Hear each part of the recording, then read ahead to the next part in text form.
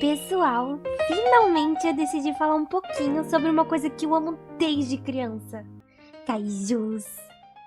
Eu cresci fascinada por essas criaturas gigantes. Quando a gente é criança, parece só um espetáculo, um monstro gigante destruindo prédios. Mas conforme a gente cresce e começa a entender melhor essas histórias, a gente percebe que os kaijus carregam algo muito mais profundo. E para entender isso de verdade, não tem como fugir de onde tudo começou: Gojira. O Gojira, ele não nasceu só da imaginação de alguém querendo criar um monstro impressionante para o cinema. Ele nasceu de um trauma muito real. O Japão tinha acabado de atravessar um dos momentos mais devastadores da história humana: Hiroshima e Nagasaki, que não foram apenas ataques militares. Foram acontecimentos que mudaram a forma como o mundo passou a enxergar o poder destrutivo que o próprio ser humano tinha colocado às próprias mãos. E de repente ficou claro que a humanidade tinha criado algo capaz de apagar cidades inteiras em segundos. Algo tão devastador que parecia ultrapassar qualquer limite que a natureza já tivesse imposto ao homem. E o Gojira, ou Godzilla, surge exatamente nesse contexto. A primeira aparição dele, em 1954, não é de um vilão clássico de cinema e nem de uma criatura que existe só pra lutar ou só pra ser derrotada no final da história. Ele é apresentado quase como uma força inevitável, uma presença que avança lentamente, pesado, gigantesco e deixando destruição por onde passa e que ninguém consegue parar. E isso tem um peso simbólico muito grande. O Gojira carrega dentro de si a lembrança de algo que o mundo tinha acabado de descobrir: que certas forças simplesmente ultrapassam o controle humano. No filme original, a própria origem do monstro está ligada à radiação nuclear. É como se aquela criatura fosse a materialização de algo que a humanidade despertou e agora não sabe mais como conter. Tem uma cena muito famosa no primeiro filme em que as pessoas observam aquela criatura avançando sobre a cidade e elas estão completamente impotentes. Os tanques são inúteis, os aviões são inúteis e a tecnologia humana, que até então parecia tão poderosa, simplesmente não faz diferença diante daquela presença colossal. E é aqui que começa algo que sempre me marcou muito nas histórias de kaiju. Essas criaturas, elas não são só monstros gigantes. Elas são lembretes. Elas lembram que o ser humano, por mais inteligente que ele seja ou por mais tecnologia que ele desenvolva, ainda é uma parte muito pequena dentro de um mundo muito maior que ele. Quando um kaiju aparece, todas as ilusões de controle simplesmente desaparecem. Os arranha-céus, que demoravam anos para serem construídos, caem em minutos. As estruturas gigantescas que pareciam indestrutíveis se tornam frágeis, e tudo aquilo que parecia permanente se revela extremamente passageiro. E existe quase algo filosófico nisso, porque no fundo Gojira não representa só destruição. Ele representa um choque de realidade e um lembrete de que existem forças muito maiores do que o orgulho humano. E talvez seja justamente por isso que essas histórias continuaram fascinando tantas pessoas por décadas. Porque lá no fundo, quando a gente vê um kaiju caminhando sobre uma cidade inteira, existe uma parte de nós que reconhece algo muito verdadeiro naquela imagem. A sensação de que diante da grandeza do mundo, nós somos muito menores do que gostaríamos de admitir. E essa é uma verdadeira lição de humildade perante a natureza e o universo.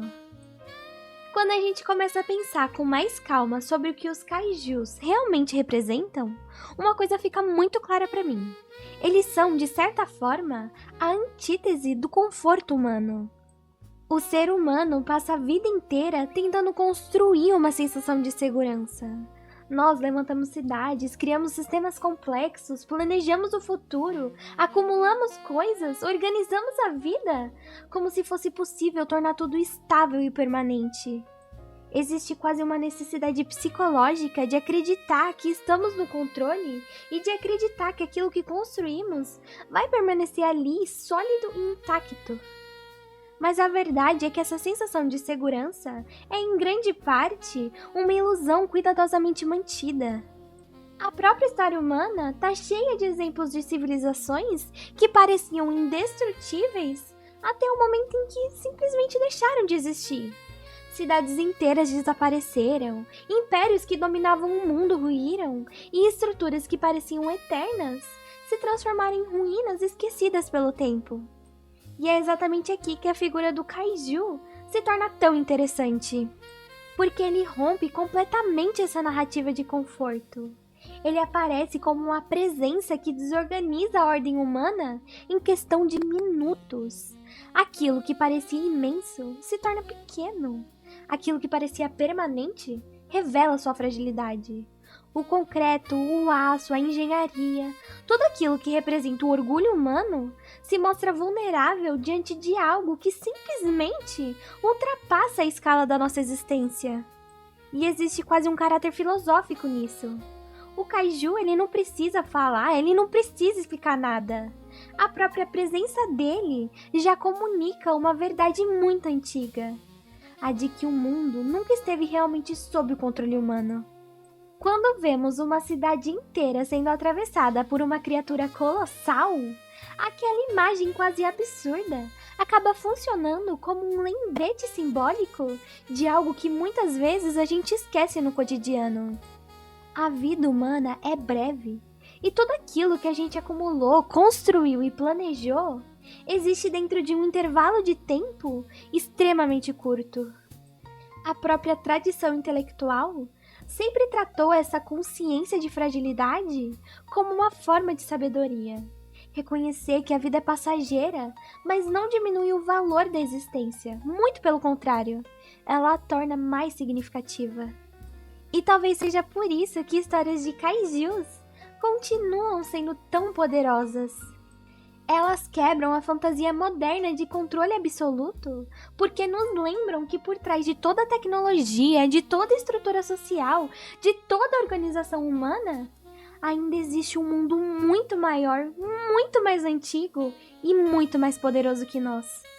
Quando um kaiju aparece caminhando lentamente sobre uma cidade, esmagando os prédios que levaram anos para serem construídos, aquela imagem exagerada acaba revelando algo profundamente real, que a vida é um sopro, e que tudo aquilo que parece sólido hoje pode desaparecer muito mais rápido do que gostaríamos de admitir. Lembrar disso não é um exercício de pessimismo, é na verdade um exercício de humildade, porque quando entendemos o quão frágil é a nossa existência, começamos a enxergar o mundo com muito mais responsabilidade, muito mais respeito e talvez até muito mais gratidão pelo simples fato de estarmos aqui.